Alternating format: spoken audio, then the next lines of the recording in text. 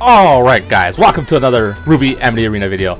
Today is a very, very special day. It's the 1 year anniversary update for RWBY Amity Arena.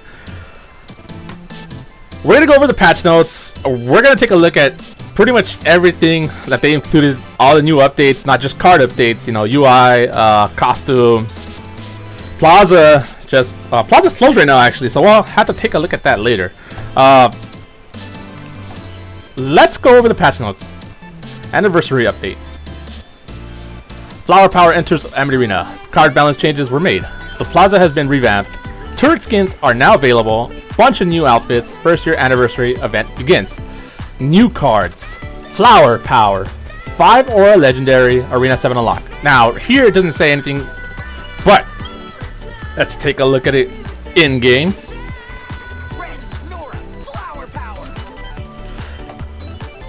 Okay. Single target, but can target up to 3 and deal 315 damage. Single target damage and area. Okay, so this ability could still hit towers, and it'll hit it once for 126. So about 1/3. It stuns enemies for 1 second. Skill range is 7. Effect area is 3. Cooldown 23 seconds. He is still Ren, so he still has his dash ability. Dash range is 4 for a total of 630 damage to whoever he dashes to. HP 1114, attack 315. He has a speed of 1, so his DPS is equal to 315. Very fast movement speed innately. 5 Aura. I think this may be a good card. I don't think it's gonna be bad. I don't think it's gonna be amazing. It's definitely not. I don't think it's gonna be broken, that's for sure. I think on paper, I haven't seen them yet, this may be the most balanced legendary card released to date. We'll see. We'll see. Alright, moving on.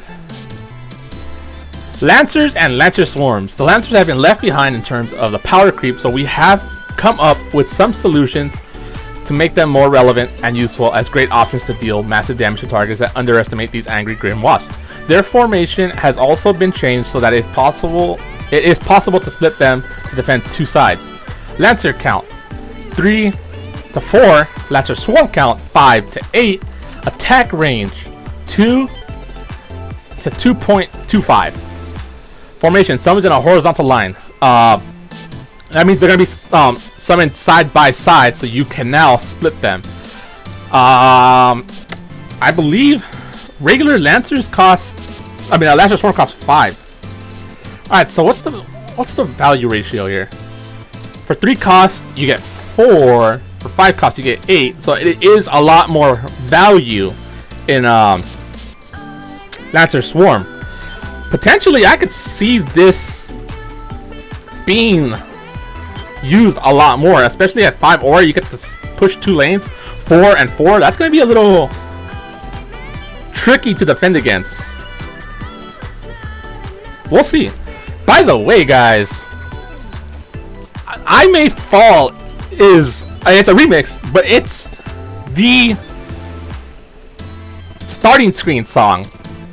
I May Fall is my favorite song in RWBY, so to hear this, it's got me hyped. It's got me pumped. White Fang Gunners. Let's move on. The Gunners and AK-200s are supposed to be competing units that bring slightly different strategies to players, but as it stands, the Gunners are outperforming the AK-200s due to their additional bodies. We are adjusting the Gunners to make the AK-200s more competitive. Attack power down 15%. And yes, it's about time these guys got a nerf. 1 year after release, these guys, since the release of the game, have been the staple must-have units in the game.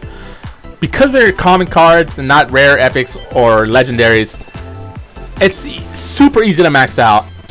Very, very cost efficient in 2 Aura. There was just absolutely no reason not to run these guys, and I understand that that's why they're run, because of their extreme value. But I got tired of seeing that these guys run in every single deck because they are the must-use cards. Like, they are more than Shadow Blake and Cinder and Neon. Like, these guys just must be in your deck. So to finally see them nerfed, it's a big deal. The White Fang Thugs. The Thugs and Gunners together form the squad, and so they must be adjusted together with the Gunners. Attack power down 10%. And I agree with this because for 2 aura, if left ignored, they could push another lane and they deal some damage. They hurt for the 2 aura. So a little bit adjustment is very, very necessary. Partners in Crime. Partners in Crime, as many of you call this card, was only 1 aura more than Torchic, but due to its fail-proof skill and the Neo Rescue passive, it outvalued Torchic and any other card it countered by too large of a margin. We intend to make it a tad harder to get excessive value out of Partners in Crime with this adjustment. Aura cost 5 to 6. I don't know about this one. I agree 100%. Partners in Crime was overpowered, but to give him a cost increase now to 6, it changes him a lot. It makes him a lot less value. I understand that he already got a lot of value in return, but it makes him a lot harder to play with that cost increase. As it stands, I have not been seeing Partners in Crimes a lot lately because, for one, Pomegranate was being played a lot more, which meant Partners in Crime was useless. You could not pull Spider Droid or Pomegranate, and Ice Flower can't be pulled. There was just a lot of units lately that had gotten invisibility, which made Partners in Crime and Torchic unusable. So 5 to 6. Let's see if he makes a comeback. I doubt people are gonna start playing him now because of a cost increase. If anything, it's gonna be even less. Arslan Alton. Her skill is the main pool, no pun intended, of this character, so we wanted to allow her to use her ability more frequently to justify her cost and give using her more value. Skill cooldown 28 to 16. I have not seen one at all yet. I have not seen her played. I don't know how good she was before, but I'm assuming. Okay, let's take a look at her real quick, or at least I'll take a look at her real quick. 4 cost, a pooler. Is there any other card in this game that's 4 cost and a pooler? Yes. We all know Roman. He pulls and he stuns in place, which in my opinion is way better. I'd rather have that enemy, my side of the field, stunned. Now everyone's on that unit. Her, she pulls and then knocks away, kind of giving them a little momentary escape. Value wise, her DPS is not even close to Roman. Nowhere near him. So there really isn't a reason to play Arslan over Roman when they both have a 4 cost, and Roman's DPS is like 4 times higher. Yeah, something like 4 times higher. So this cooldown reduction is not her real issue. It's just that she is outclassed right now.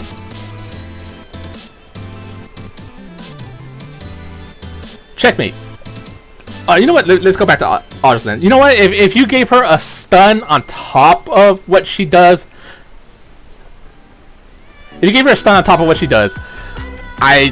she'd be still closer to Roman. I mean,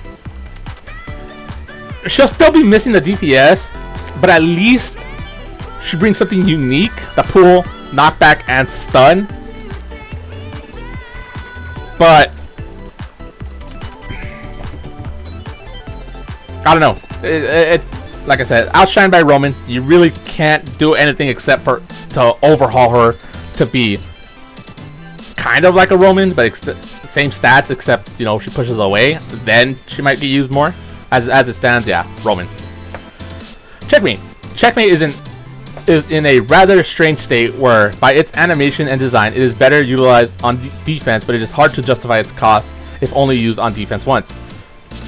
So to give this card more value and utility, we are drastically reducing the skill's cooldown. 28 to 14. Let me see. So it says it right here. It is better utilized on defense, but it is hard to justify its cost if only used on defense once. It costs 5 right now. I think reducing it to 4 would have been a lot better, because as a unit, she's pretty bad in stats. DPS wise, because she's a melee unit that does 190. This is level 1, which is a level 4 epic. 195 damage, just a little bit under 200.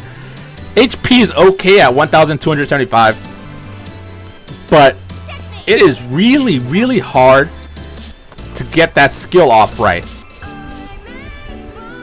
I think at 4 cost, she wouldn't be insane stat-wise, but it'd be a lot easier to use her. Right now, it's a lot harder to choose when to deploy her, because that's a huge commitment, having to play 5 aura to try and time her invincibility right. Hazel Reinhardt. Hazel is still in a weird spot where his kit is great, but at the same time, he is very hard to utilize, as we are still only discussing his chain lightning hitting air. In the meantime, we are reducing his cooldown to allow for more skill usage, 21 to 19. The problem isn't his cooldown. He will not get to use his skill twice. He will die before he gets his first skill, or somewhere in the timing of his first skill. We have Gunners, we have Wall, we have Neon Cat, and now we have Lancers to take care of Hazel. Wall is a little tricky against Hazel. For Hazel, not against Hazel. Against Hazel is easy. You can place a wall, and it'll force Hazel to run around the wall for 2 costs. That's gonna waste his time.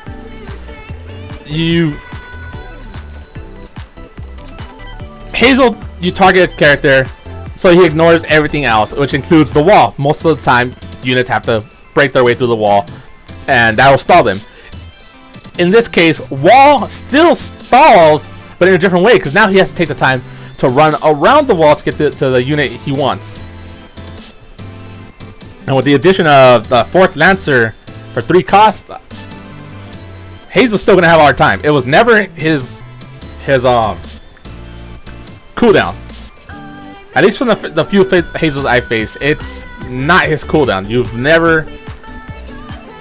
I don't think he's ever gotten close to having his second skill up, so reducing the cooldown by 2 seconds is not really gonna help him. Biker Yang. This card was also left behind in the power creep, and is just not as easy to get value as other tanks. We are making a bunch of small changes to make her a viable part of more decks at a reduced cost. Aura cost 5 to 4. HP down 20%. So that's still like a same cost. Attack power down 11%. Attack speed has improved from 1.6 seconds to 1.4 seconds. Okay, so HP cost is practically unchanged, because 5 could be split up into 5 parts, with each being 20%. So if you knock off 120% and reduce it to 4 cost, realistically HP has been unchanged for cost aura to HP cost. Attack power has gone down a little bit by 11%, so that means overall aura to attack power, it's better, and attack speed, that's very welcomed. Let me see. My Biker Yang's at level 7. For 4 aura, 2,262 HP. That's great. Attack 231. Attack speed 1.4. Yeah, for 4 aura, Biker Yang is a great tank. Bumblebee. As this card is linked to Biker Yang, Bumblebee gets a few adjustments related to that, as well as changes that will try to give this card its own niche in terms of usage. HP down 12%, which kind of weird, because it didn't have a cost change. So okay, let me read this all out. Attack power down 2%, attack speed down 1.4, skill attack power plus 96%. So they nerfed her HP her attack power actually has been buffed, so don't get that wrong, because she lost 0.2 or she attacked 0.2 seconds faster, but only at a loss of 2% power. So overall, DPS has gone up, but she still has to run to her target, so we'll see. But why the HP loss? She still has a cost of 6, so why the HP loss is what I'm trying to figure out.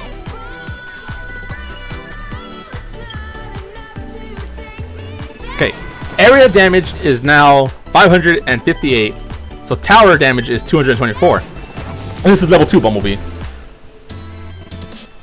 So she can actually kill gunners with her thugs with her skill now.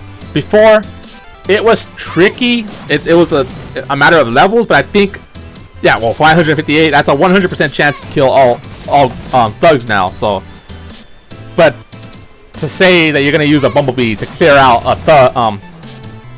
the thugs or squad, even, you're going aura negative by 3 if you even if you use it on a squad. So it's still really tough to say Bumblebee is worth using at 6 aura. That's a really high cost card, especially after an HP nerf. She really needed that HP to make her worth it in value. So that's this one. A Bumblebee, I can't say I really appreciate what they did with that. The skill power should have been increased, and the HP should not have been touched. That's just my opinion. Besides RWBY, she is only getting a touch up to keep her in line with other units. Unit changes. Attack speed from 1.4 to 1.3 seconds. That's great. I want to see more Scythe Rubies. And that's pretty much all there is to say on that one. Yatsuhashi Daichi. As a defensive tank, Yatsu is very useful early on, but sees far less usage later. However, as he is one of the game's best defensive tanks, we are improving his kit so that a table turning rush can follow his high cost summon plus skill. Let's see. Mine's only level 4. So level 4, he does already 376. Alright, if I did level 5, that's 412 placement damage. Wait, I just realized he has a placement skill damage against towers. He deals 165 damage to towers.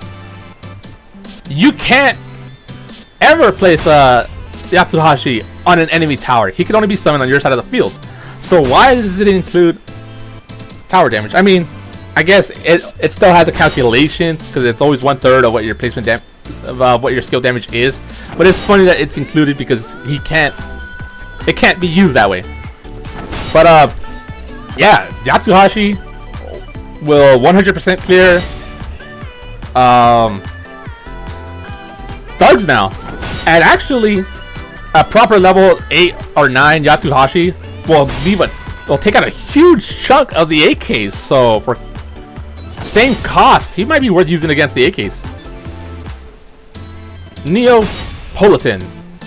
Neo's real charm comes after her shield breaks when she flashes in for a frenzy of hard hits. So we are reducing her shield while increasing her durability so she can be in her attack mode for longer.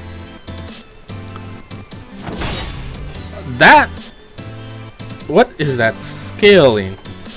HP plus 94%, so HP has almost doubled. Umbrella shield HP has only been reduced by 36%. What?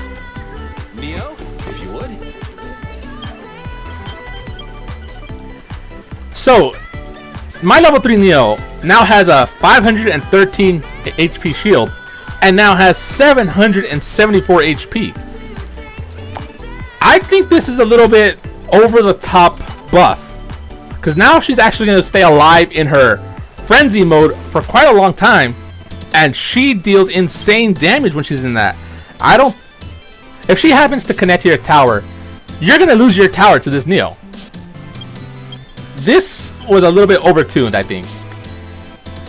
Doubling her HP and not even that big of a drop on her umbrella shield. I don't know, guys. That Neo is looking a little strong, because it's already crazy when she connects to your tower as it is. Okay. Here's the big one. Pomegranate.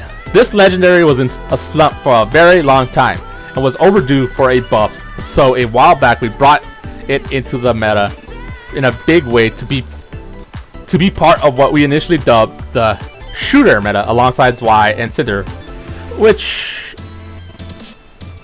is considered also the chip meta, but I guess we'll call it shooter meta. However, as it stood, due to Pyrrha's survivability, death skill, and safeness of using this card to attack and defend simultaneously, easily, we saw many decks going up against it, fighting a losing battle over the course of the 3 minutes. Yes, you could only stand by and watch as Pomegranate just takes the tower for the win. This adjustment we are making will still leave Pomegranates a fearsome turret sniper, but the reduction in said damage will make it harder to rely on only this card for victory. Skill power multiplier from previous buff, 5 times to 4 times. So what does that mean? Let's take a look at level 1 Pyrrha. You're still doing 500 damage to towers every swing. And let's not forget, she is still invincible. You cannot deny this 500 damage. At level 1, most players I see have a level 2 Pomegranate, the ones that use her. So, what? That's 550? Maybe 600 damage to towers?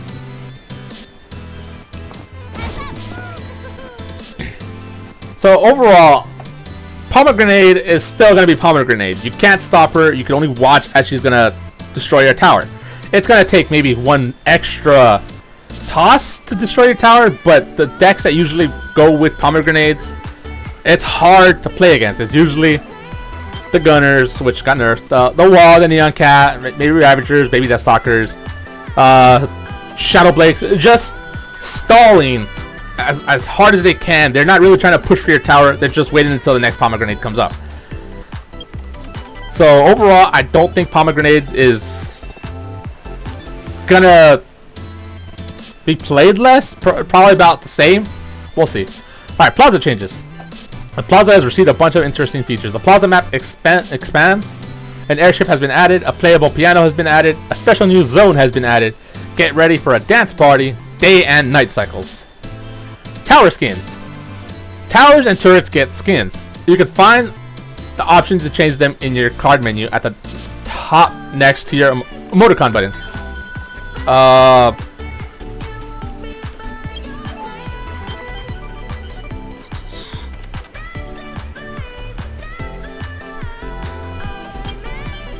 There it is. That's where you deck build. Oh, what? They have a Halloween towers? But where do you get them?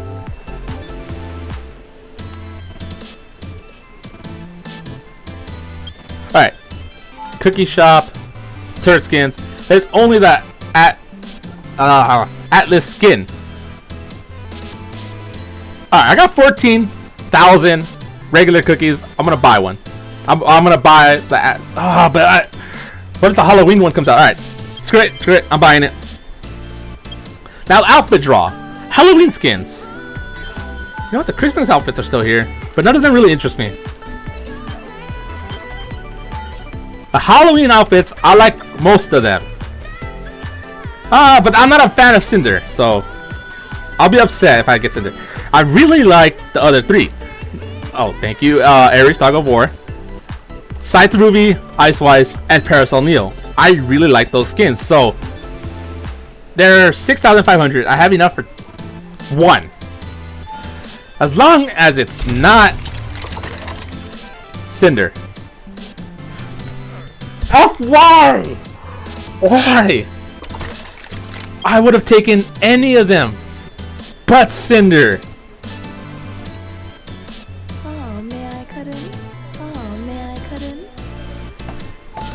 Oh man, I'm gonna equip it because I got it, but I've never played Cinder before, not once on this account.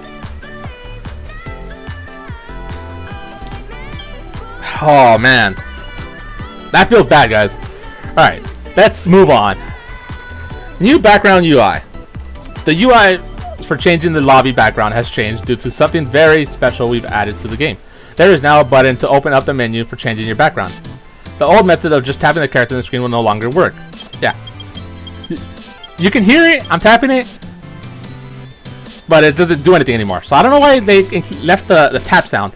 A very special new background. Log in starting from the update until the 20th, 11/20th, to receive the special gift in the mailbox. It doesn't say every day, just until November 20th. That's very confusing.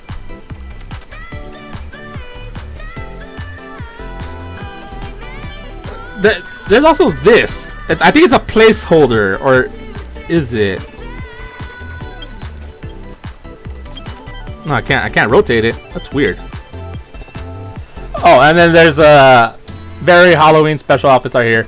Volume 17, RWBY in the poses our illustration drew them in. They are so cute.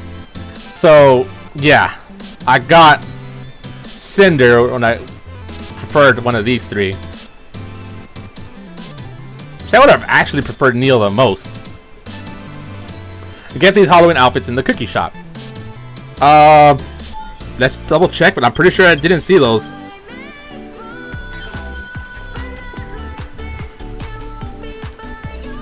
Oh, these aren't... Really, guys?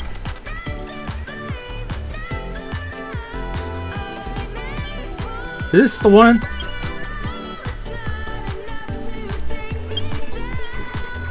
Oh, I'm not trying to actually buy it. I thought it let me preview.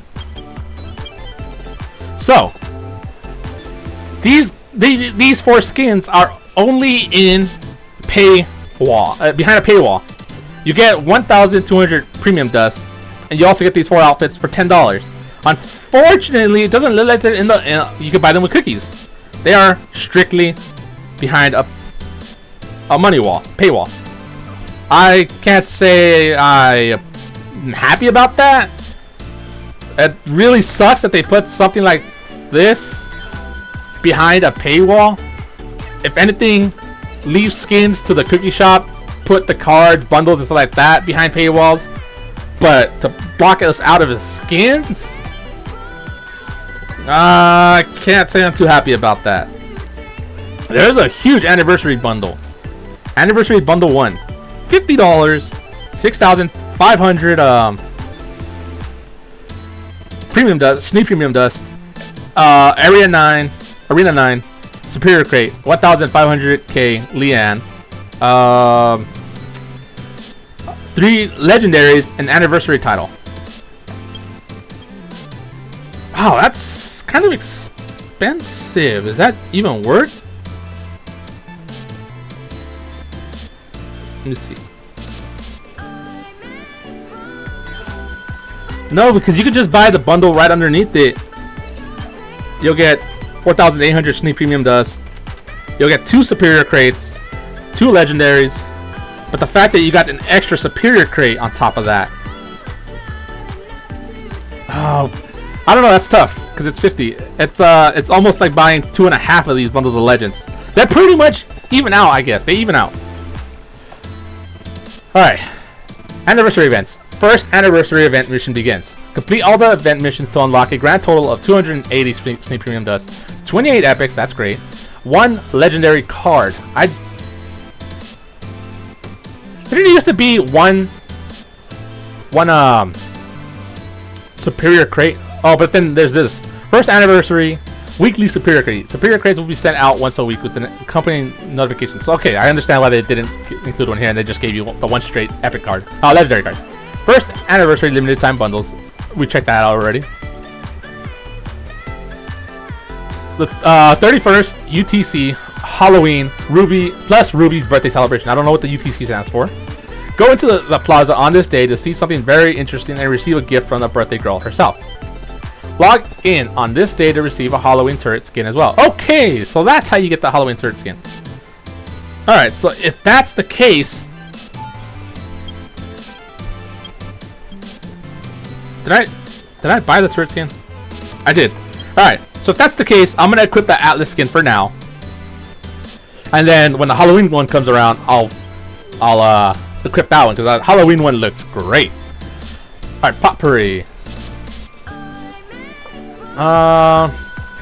There's not much to talk about there. Bonus. Of course it's a bonus, just because there is already so much stuff going on. You don't think there will be a bonus section? Ha! Teaser time! We hope you have a great Day of the Dead that is coming soon. And that, I don't know who leaked this, but someone in my Discord shared this image. I don't know where they got it from, that is to say. Maria is coming to RWBY Amity Arena. Her younger form. Her younger self. Don't know what kind of card it is, but it looks like it might be an epic. There's a lot of purple going around, and not just including her weapons. But who knows? She could be a legendary too. I really like that Dios de los Muertos, Day of the Dead skull she's got going on back there. She's probably gonna have a maskless version too. She's got a mask. There's gonna be a maskless version. All right. So, with all that said, that's just the anniversary update part of this. I'll do a gameplay to showcase the changes later today, maybe, or tomorrow. It'll go up maybe today or tomorrow. Balance changes. What's kind of lacking is I swore last update they said that there wasn't very many changes because we're gonna get a huge change on the first anniversary, and we got 1, 2, 3, 4, 5, 6, 7, 8, 9, 10, 11, 12, 13. Okay, 13 units. That's not small, but I think we had like a 20-something update last time, or maybe close to 20. There's still a lot of cards that didn't get touched that still needed to be changed. Wall has still not been nerfed. Still. I still think baby Deathstalkers are an annoyance. At one cost, they do their job way too well. That's just me.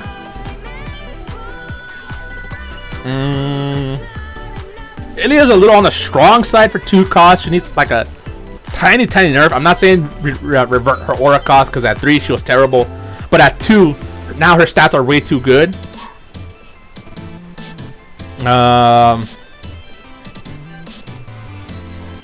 Can't say anything about the AK shielders just yet, because I've not seen anybody who's got them at level 8. But right now they're a little weak compared to just the AK 200s. AK 130s. Sorry. Shadow Blake is still very strong. It's a must-have. A must-run.